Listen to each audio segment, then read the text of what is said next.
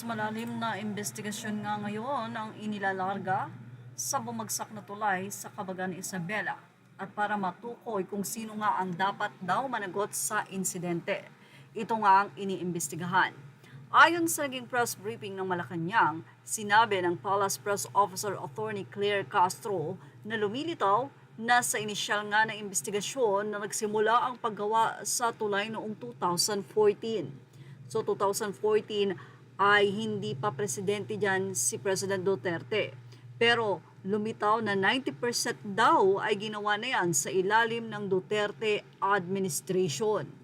Dahil aniya sa tagal ng panahon, marami ng pinagdaanan na unos at kalamidad ang nasabing tulay tulad ng lindol at hindi na rin matibay kaya kailangan na ring i-retrofit. Sinabi ni Castro na lumalabas na sa inisyal na investigasyon na para lamang sa light vehicles ang nasabing tulay pero ito daw ay dinaanan ng 3 truck na may mabigat na karga kaya ito ay bumigay. Hindi naging maayos dahil may dumaan na ganitong mga heavy vehicles na hindi po naaayon doon sa kakayanan ng tulay. Yan pa ang say ni Attorney Castro. Sabi pa niya, aniya ni Department of Public Works and Highways Secretary Manuel Bunoan ay maaari nga daw managot ang may-ari ng 3 dump truck, hindi lang ang nakaraang administrasyon, kundi ang mga kasalukuyang opisyal kung sino man ang may pananagutan sa nasabing insidente. Ang sabi po ay hindi lamang ang nakaraang administrasyon, which is ang Duterte administration, ang pwedeng panagutin dito. Lahat po hanggang sa ngayon, kung sino po ang mga maaaring may liability dito kung mayroon man, lahat po yan ay dapat na managot, dagdag pa ni Attorney Castro. Ang tulay ay ginastusan di umano ng 1.2 billion pesos at noong Pebrero lamang nagbukas para daanan ng mga light vehicles.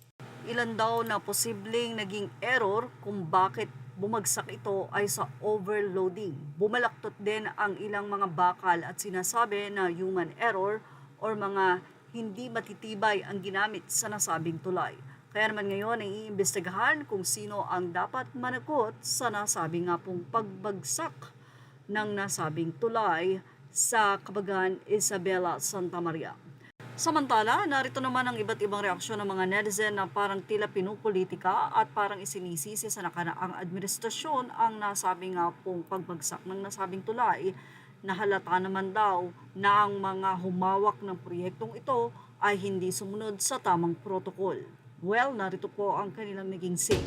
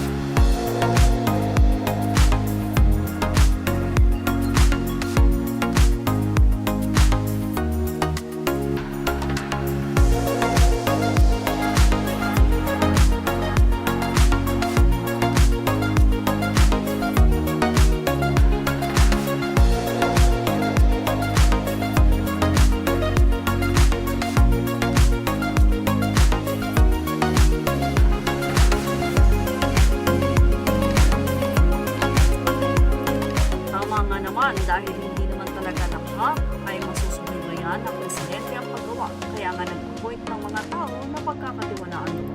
Dapat nga mapanagot ang nakaraang administrasyon. Well, ilagay lang yun sa ating comment section. Images will open to the rightful owners. Thank you for watching. Show us out.